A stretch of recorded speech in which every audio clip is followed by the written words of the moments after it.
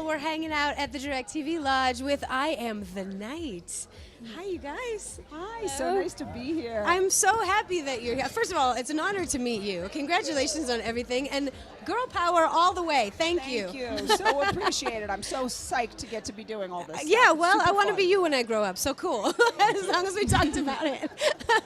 All right, give me a little synopsis of I Am the Night for everyone that is going to be watching this. So 10 years ago, I met a woman. Someone said, oh, you got to hear this woman's story.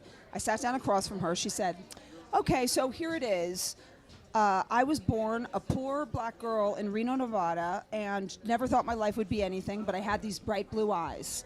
And when people kept asking me where I got those eyes from, once I started to look into it, the story she told me unfolded some of the darkest secrets in Hollywood history, and the truth of her actual identity will rock your world. Look, everybody knows about the Black Dahlia. It's just a crazy story, but now we're getting to see it from a completely different perspective. Yeah, and it's only part of what the story is. Really, it's like an adoption story where somebody who goes and looks into their past finds out that who they are is the center of like many layers of dark secrets and hidden truths. Amazing.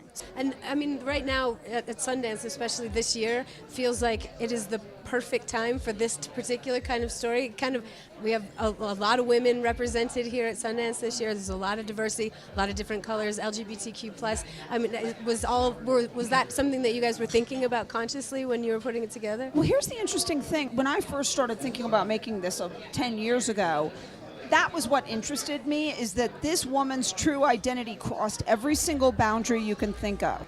And it was unclear what she was and who she was and what that meant. So I was fascinated in like, what is your identity and how does one let it be defined by other people? Now, this is such an interesting and on-topic moment to be telling it. It just worked out that way, but it's made it great because I think if ever there's someone to look up to for how they defied all expectation of identity, it's this woman. It's Fauna Hodel. That's so great. Okay, now, since you've been doing this now for a little while, have you seen things changing in the industry for women? I have, and I am, and I hope. I feel like I came in really naive to the fact that it was going to be such an issue. I never thought that I couldn't be a filmmaker, and I never thought that it would be anything. I didn't think it would be a big deal. Since I've become one, obviously I can see that there are lots of different things going on, but I feel like the whole world is really challenging itself to change in some pretty strong ways right now. So I think it's changing more in the last 3 years than it has in my entire life.